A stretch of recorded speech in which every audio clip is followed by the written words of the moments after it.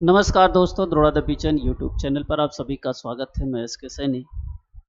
आइए हम सभी लोग ऐसा देखते हैं कि जो यूपी एलटी ग्रेड की तैयारी कर रहे हैं या जीआईसी की तैयारी कर रहे हैं, उनके लिए जो एज सब्जेक्ट है, चाहे हिस्ट्री हो, चाहे पॉलिटी हो, चाहे ज्योग्राफी हो, चाहे इको हो, उनके लिए निरंतर क्लास चल रहे हैं। और ये क्लास जो है पीटी और बेंच दोनों के लिए है। तो सबसे पहला सवाल हम लोग देखते हैं, यहाँ पे दिया हुआ है, कौन से बौद्ध साहित्य में बौद्ध संघ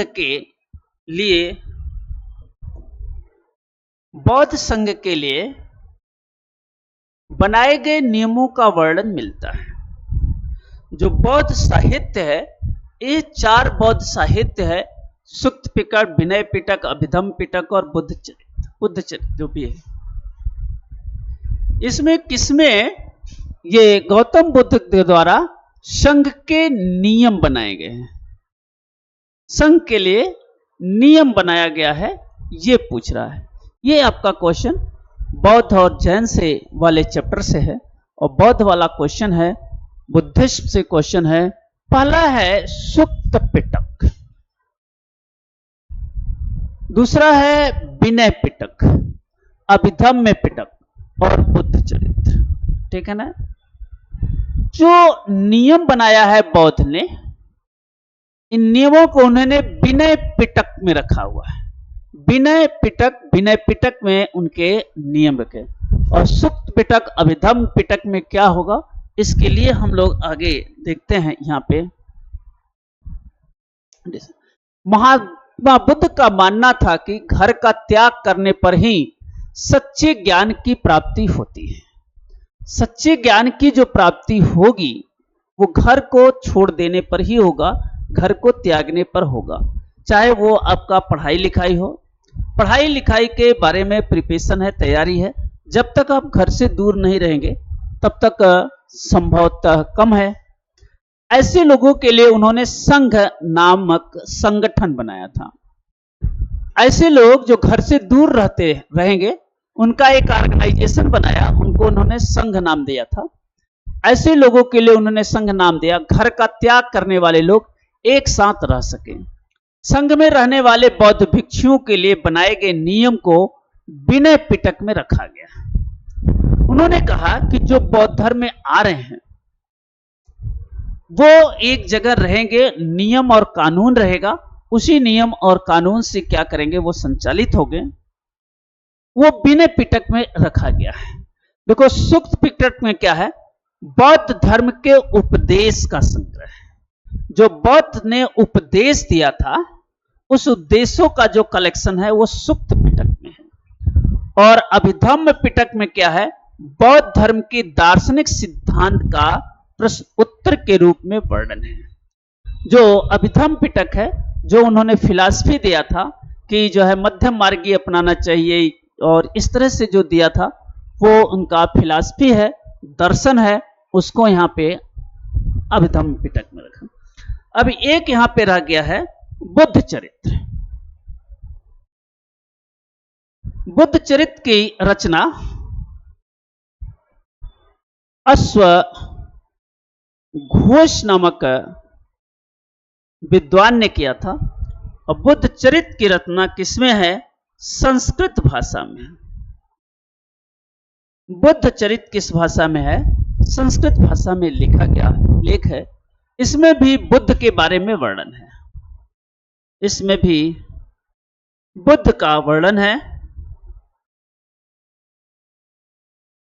भगवान बुद्ध का वर्णन जो है इसमें निहित है। बुद्ध चरित्र में लिखा गया है संस्कृत भाषा में।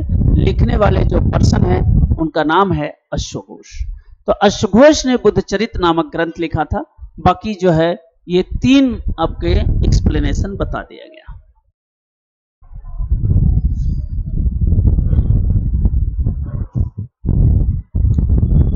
यहां हम फिर देख रहे हैं, यह मेडाइवल का सवाल है। आपके हिस्ट्री में ये मेडाइवल का सवाल है। मेडाइवल के सवाल में पूछ रहा है, कन्नौज नगर निम्नलिखित वंशों में से कौन से वंशों के बीच विवाद का केंद्र बिंदु रहा। कन्नौज जो है आज भी स्थित है, यूपी का एक डिस्ट्रिक्ट है जो कन्नौज जिला है। कन्नौज जिला आपको यहां पे देखने को मिलेगा।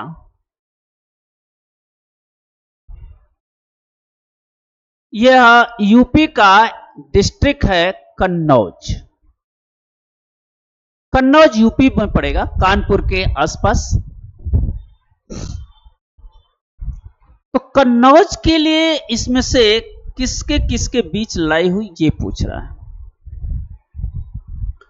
कन्नौज जो है एक समृद्ध शासक रहता था जिसका नाम था हर्षवर्धन।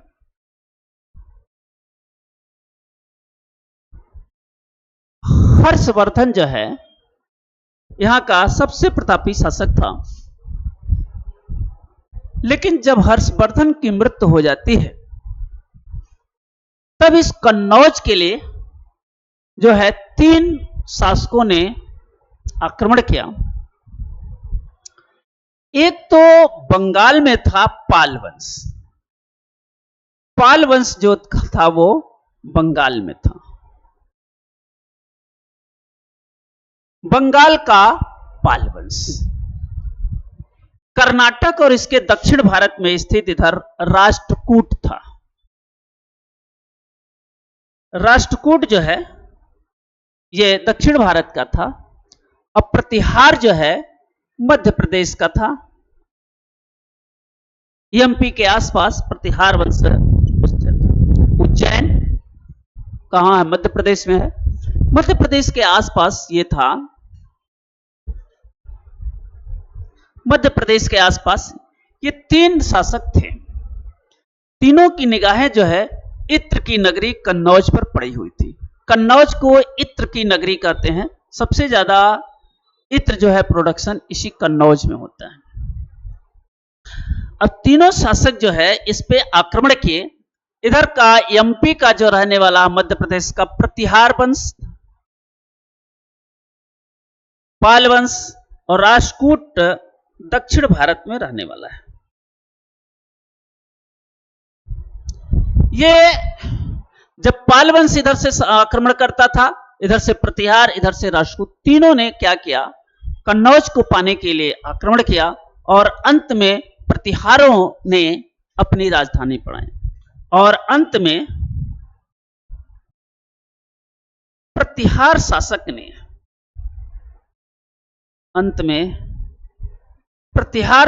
ने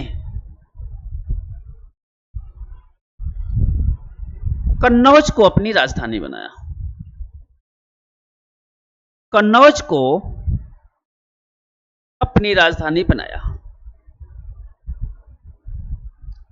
अपनी राजधानी जो बनाया कन्नौज को प्रतिहारों ने बसाया। तो इस तरह से 3 शासकों के बीच युद्ध हुआ था। एक है प्रतिहार, राष्ट्रकूट और पाल। इसका ऑप्शन फर्स्ट सही होगा। पल्लव दक्षिण भारत में स्थित है, नहीं होगा। यह भी पल्लव है, नहीं होगा। और यहां भी पल्लव है, नहीं होगा। क्योंकि पल्लव जो शासक था, पल्लव शासक यहां पर स्थित था तमिलनाडु में। यहां पे पल्लव शासक है। तो पल्लव शासक ने इसमें भाग नहीं लिया है। तो इसका ऑप्शन जो सही होगा, ए सही होगा कि प्रतिहार, राष्ट्रकूट और पाल वंशों ने भाग लिया।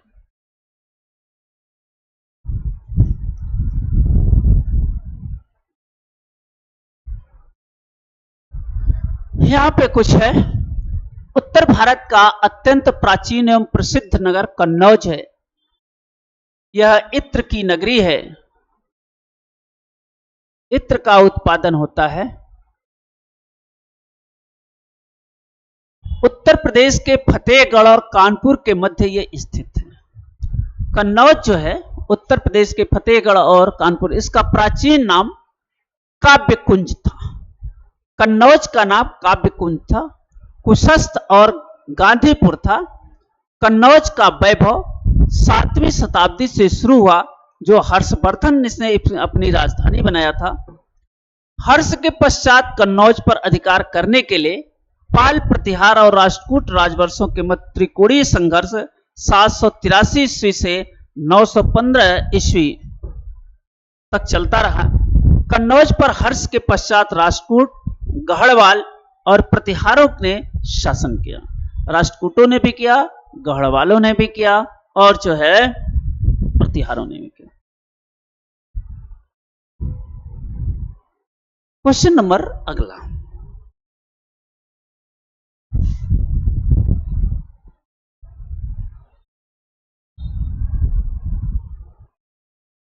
यह सवाल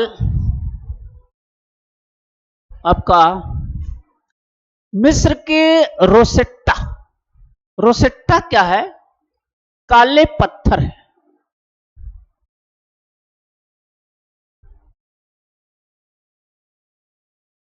के कस्बे में एक उत्कीर्ण पत्थर मिला है, निम्नलिखित में से कौन सी भाषा उस पर उत्कीर्ण है? मिस्र के रोसेट्टा नामक शहर है और उसी शहर में जो मिला हुआ है एक काले रंग का जो है पत्थर मिला हुआ है। ऐसे यह काले रंग का है।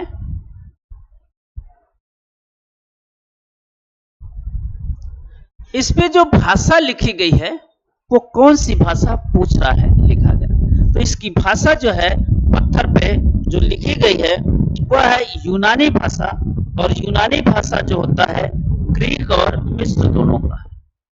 ये जो भाषा है, इस पे जो भाषा है, इस भाषा को कहते हैं यूनानी भाषा।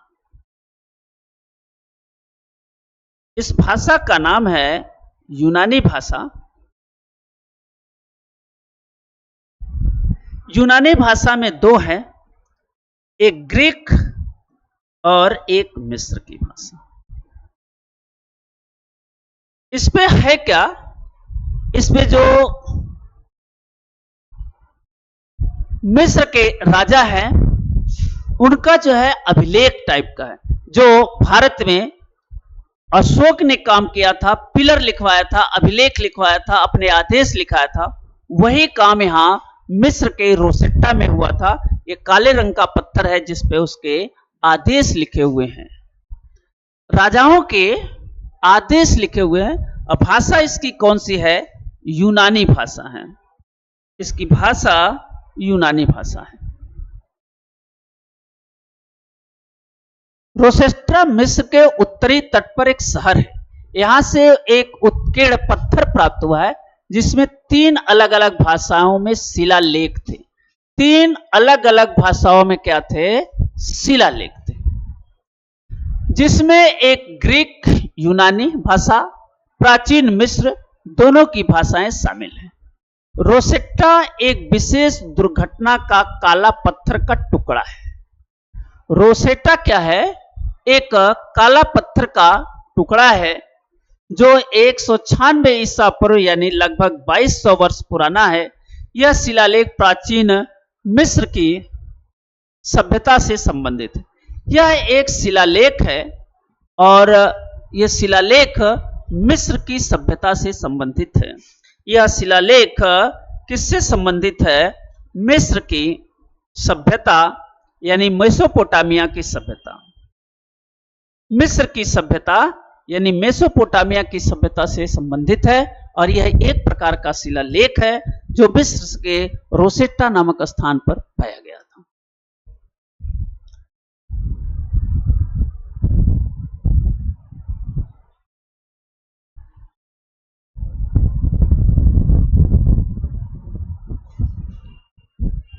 यहां पर ये जो क्वेश्चन है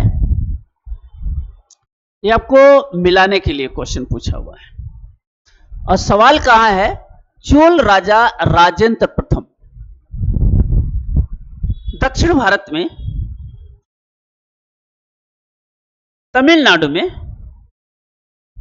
चोलों का राज था और इसी चोल का राजा का जो प्रतापी शासक था वो राजराज प्रथम था और उसी का बेटा था राजेंद्र प्रथम।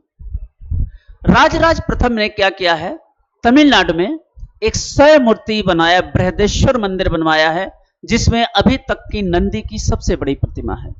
बृहदेश्वर मंदिर इसी का पिता ने बनवाया है और इसके बाद उसका बेटा हुआ राजेंद्र प्रताप, बहुत प्रतापी शासक था और प्रतापी शासक होने के कारण 11वीं शताब्दी में बनाए गए विश्व मंदिरों के संदर्भ में निम्नलिखित का मिलान कीजिए और सही विकल्प का चुनाव कीजिए। यहां पे चोल राजाओं के समय जो विभिन्न प्रकार के मंदिर बने हुए हैं उनको मिलान करना है और आपको करा सूर्य पीठिका मंदिर, देखो यहां सूर्य पीठिका मंदिर इधर है, देखो पाल है, कालिंगो है, इधर शासक है, ठीक है,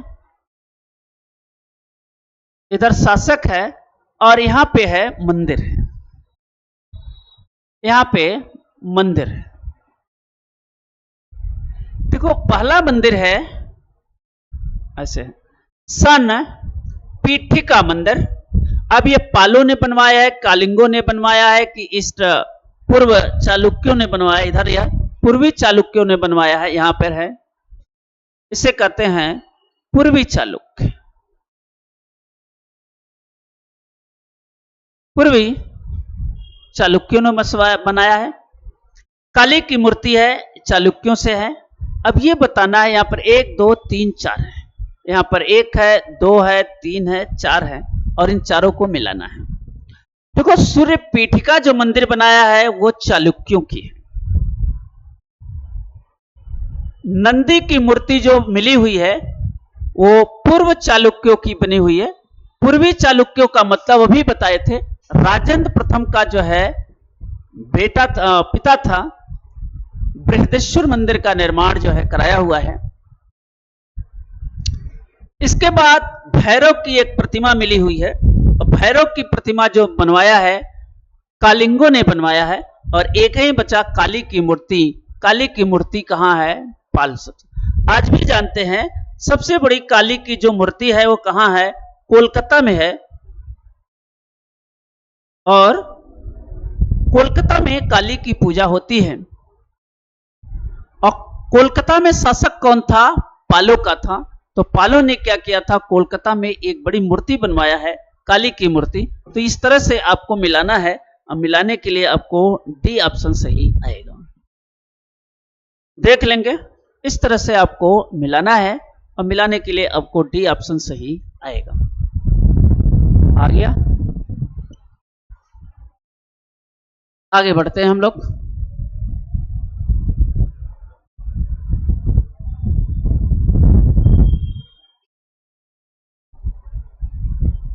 बहुत लंबा चौड़ा सवाल है यहाँ पे।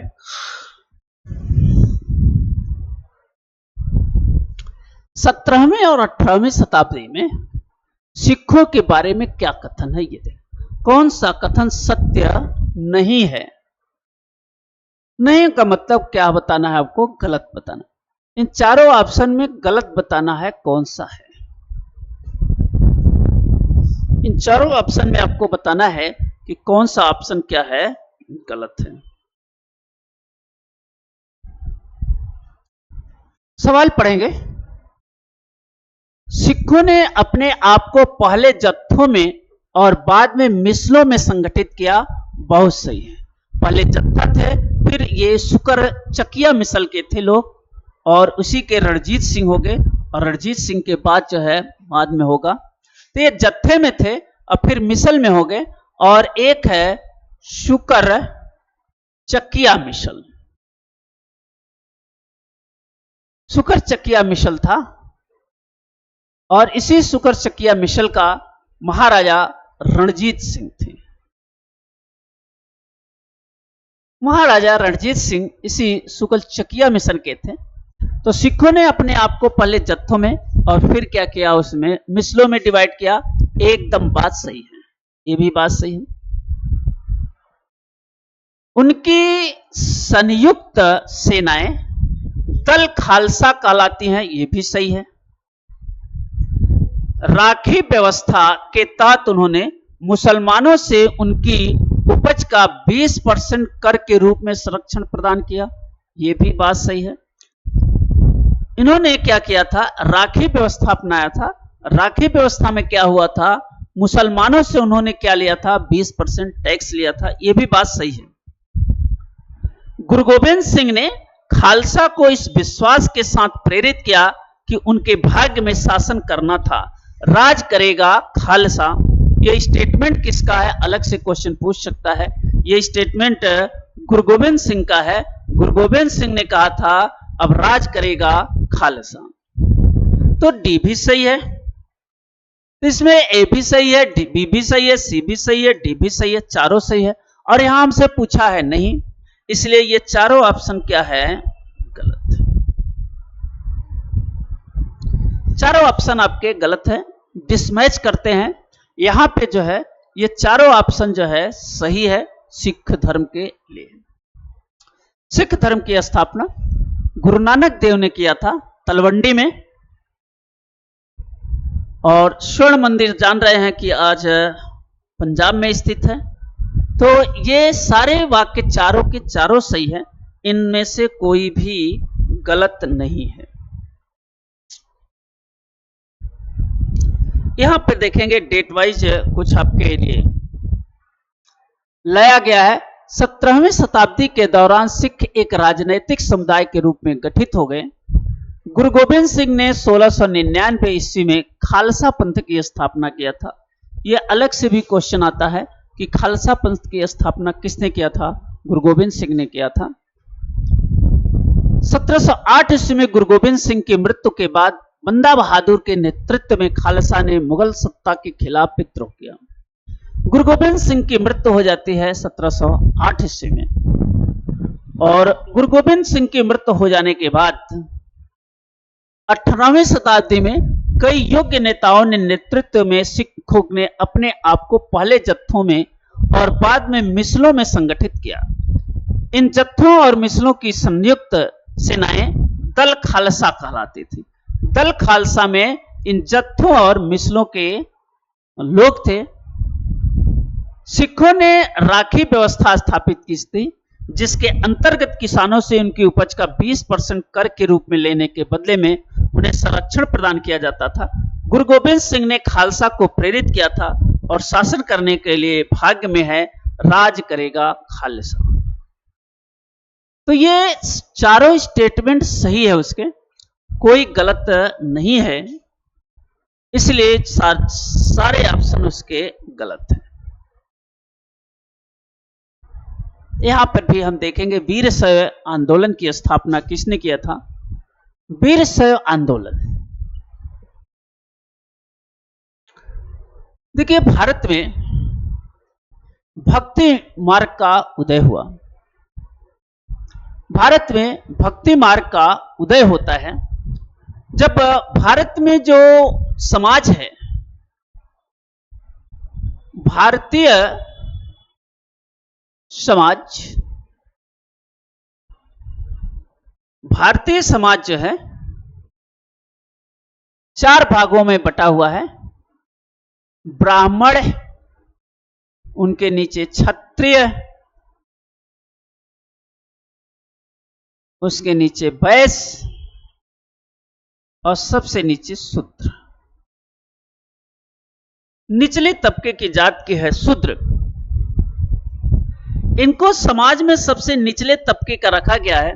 और इनमें क्या था, एक प्रकार का गुस्सा था, जिन्होंने क्या किया कि कुछ शूद्र जातियों ने अपना धर्म परिवर्तन कर लिया और उन्होंने ईसाई धर्म स्वीकार किया। कुछ जो शूद्र लोग थे उन्होंने क्या किया, भक्ति मार्ग की ओर चल पड़ा। तो भक्ति मार्ग की ओर चल पड़ा। तो इस भक्ति मार्ग की ओर चलने से सबसे पहले यहां पे देखेंगे, अगर भक्ति मार्ग की ओर चलना है, भक्ति मार्ग की ओर सबसे पहले तमिलनाडु में, दक्षिण भारत तमिलनाडु में रामानुजमचार्य है। रामानुजमचार्य, रामानुजमचार्य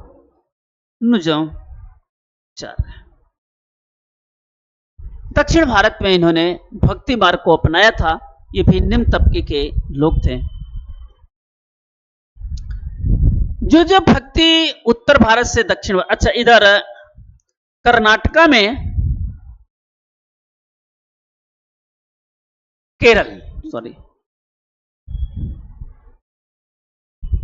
केरल में शंकराचार्य थे। केरल में कौन था? शंकराचार्य थे, जो भारत के चारों दिशाओं में 4 पीठ की स्थापना किए हैं। यह काम शंकराचार्य ने किया था। शंकराचार्य जो है, शंकर जो यह भारत के चारों दिशाओं में 4 पीठ की स्थापना किया हुआ है। जो ही ये भारत से ये उत्तर भारत में गया, यहां महाराष्ट्र में आया। महाराष्ट्र में एक ज्ञान देव हैं और इन्हें ज्ञानेश्वर कहते हैं। इन्होंने महाराष्ट्र में भक्ति आंदोलन किया। इसके बाद उत्तर भारत में आता है, तो उत्तर भारत में आके सगुण और निर्गुण भक्ति में टूट जाता है। सगुण और निर्गुण भक्ति में टूटेगा। निर्गुण भक्ति में कबीर दास हो गए, सगुण में तुलसी हो गए और आपके सूरदास हो गए, मीराबाई होगी। तो इस तरह से भक्ति प्रदान किया।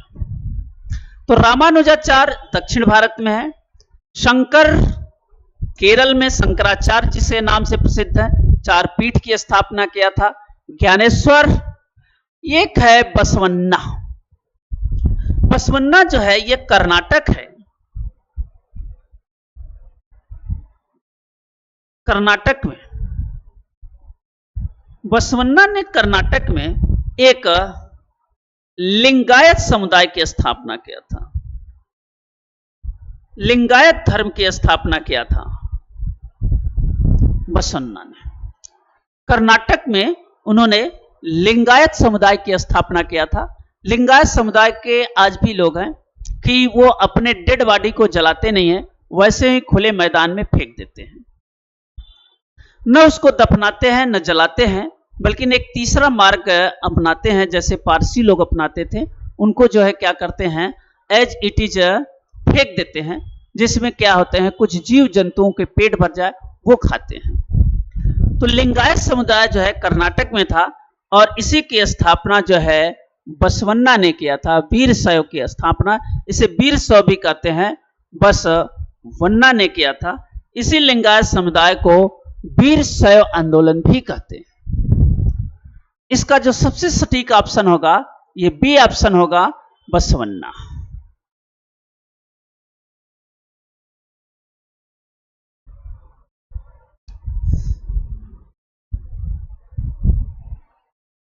यहां पे दिया हुआ है 12वीं सदी कर्नाटक में एक नवीन आंदोलन का उद्भव हुआ, जिसका नेतृत्व बसवन्ना ने 1106 से 68 नामक एक ब्राह्मण ने किया था। बसवन्ना कलचुरी राजा के दरबार में मंत्री था और इनके अनुयायी वीर शैव यानी शिव के वीर या लिंगायत अनुपात कहलाते थे, लिंग धारण करने वाले। शैव भक्ति वीर शैव यानी शिव के वीर है ये लोग, और ये लिंग धारण करते थे, इसलिए लिंगायत अनुपात नाम है। कर्नाटक में थे, बसवन्ना ने इसकी स्थापना की।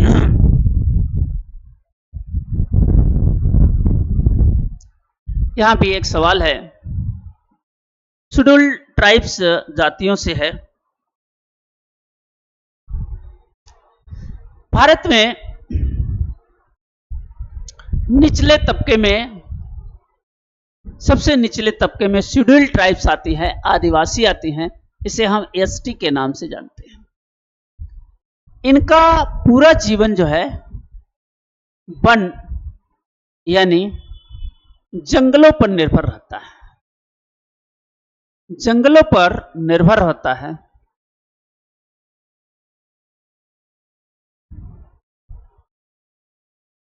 इनका पूरा जीवन जंगलों पर निर्भर रहता है। आदिवासी समुदाय हैं जिनका जीवन जो है कहां पर रहता है, जंगलों पर निर्भर रहता है। आदिवासियों ने विद्रोह भी किया था। आदिवासियों ने विद्रोह भी किया था जब ब्रिटिश ईस्ट इंडिया कंपनी ने कर दी थी, कि जंगलों को ठेके पर दे दी और ठेकेदार जो है जंगल में आदिवासियों को घुसने नहीं दिए। तब इन आदिवासियों ने विरोध किया था और इसका एक रूल आया कि जो 25 वर्ष तक लगातार वन में रहते हैं, वन पर उसका अधिकार है। एक है बुधिया माई। बुधिया माई ये कहती है कि हम जंगलों से वही चीज लेते हैं जो जितना हमें जरूरत है, इन ठेकेदारों की तरह हम लूटते नहीं हैं। एक है बुधिया माई।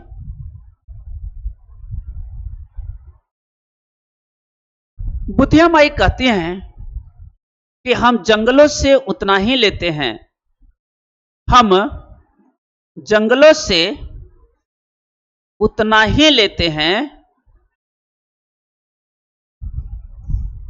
जितना हमें जरूरत है, जितना हमें जरूरत है। यानी जो वन है, जंगल है, हमारे लिए बैंक का काम करते हैं। हम बैंक से उतना ही पैसा निकालते हैं जितनी जरूरत है। ये कहते हैं हम जंगल से उतना ही सामान लेते हैं जितना हमें जरूरत होती है। बुधिया माई का अपना स्टेटमेंट है। 2006 में एक कानून बना था जिसमें इनके अधिकार को क्या किया, पूरी तरह से सुरक्षित रख दिया गया। तो आदिवासी समुदाय जो है विभिन्न जातियों को लेंगे हैं। गोंड है और इसके बाद खोंड है, मुंडा है, खासी है, ये सब जातियां हैं। यहां से हमसे पूछा है खोंड जनजाति कहां पाई जाएगी। तो खोंड जनजाति जो है आपको, ये जो खोंड जनजाति है यह उड़ीसा में पाई जाती है। गोंड जनजाति मध्य प्रदेश में पाई जाती है। मुंडा जनजाति यह छोटा नागपुर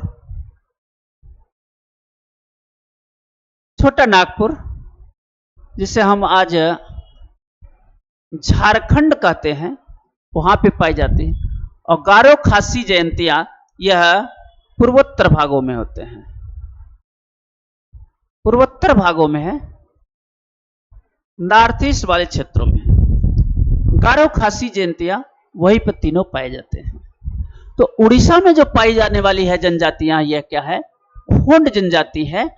और सबसे बड़ी जनजाति जो है आपकी गोंड जनजाति है, जिनको शेड्यूल्ड ट्राइब्स में रखा गया है और उनको रिजर्वेशन के तहत इनको बढ़ावा भी दिया जा रहा है। यहां पे कुछ और जनजातियों के हम नाम देखेंगे। 19वीं सदी तक देश के विभिन्न भागों में आदिवासी तरह तरह की गतिविधियों में सक्रिय थे। बहुत सारे इलाकों में आदिवासी समुदाय पशुओं का शिकार करके और वन्य उत्पादों को इकट्ठा करके अपना काम चलाते थे। उड़ीसा के जंगलों में रहने वाला खोंड समुदाय इसी तरह का एक समुदाय था। इस समुदाय के लोग टोलियां बनाकर शिकार पर निकलते थे। कुछ प्रमुख राज्य क्षेत्र वहां निवास करने वाली जनजातियां इस प्रकार हैं। कुछ ऐसे राज्य हैं जहां पे जनजातियां निम्न तरह से हैं, जैसे पंजाब का गुज्जर,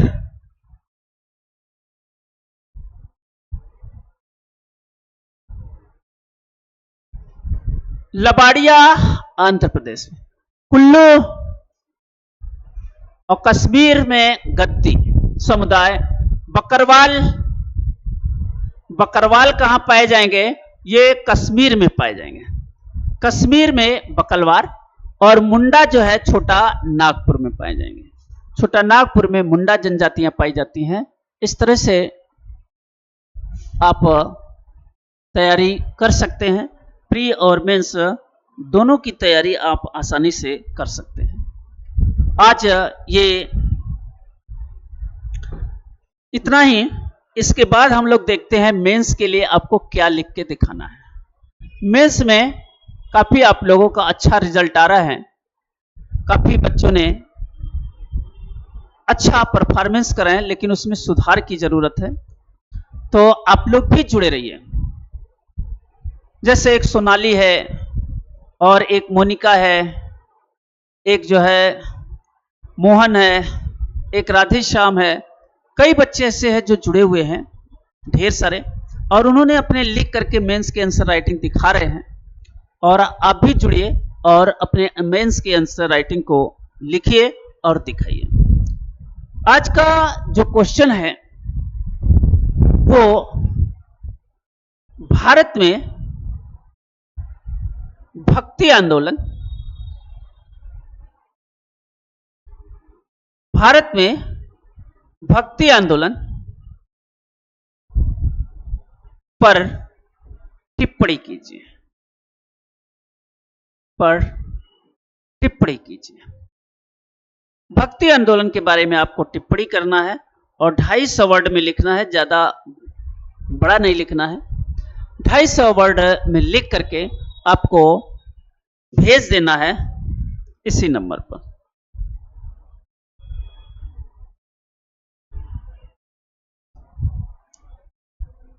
इसी नंबर पर आपको भेज देना है और आपको आंसर राइटिंग का हम चेक करके आपको बताएंगे, परफॉर्मेंस बताएंगे, कितना और सुधार करने की जरूरत है।